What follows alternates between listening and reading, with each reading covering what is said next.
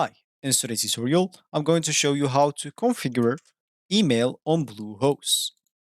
So the first thing this would like to do, of course, is just go and open whatever browser you're going to use to follow this tutorial steps with. Here in my case, I'm actually using Brave. But of course, in your case, you can use any other browser could be possibly working for you. Once you open that browser, make sure to go into this URL section and simply type bluehost.com and hit the enter button, which will actually take you into this page, which is going to be your home screen or your main screen on the Bluehost website. Of course, if you want to log in into your account and if you already have it, simply click as login button at the top right corner.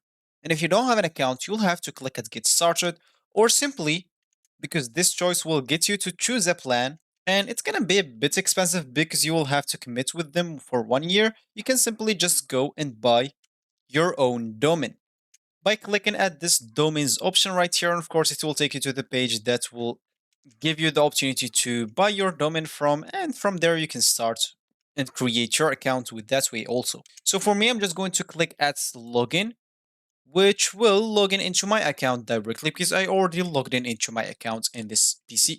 And this is going to be my screen once I logged in into my account. So as we said in the beginning of this tutorials, we would like to configure the email on Bluehost. And of course, if you want to do that, we can simply go to this advanced tab and click on it, which will open the C panel for us. Of course, here we can simply go and scroll down and click on this email account on this email section. As you can see here, I'll have the main email for me. Of course, I can manage it or configure it as I want. As you can see, this is the configuration. You can do whatever you want, and once you just do it, it will be like saved automatically. As you can see, once you change it, it will be saved. You don't have to click on save or anything.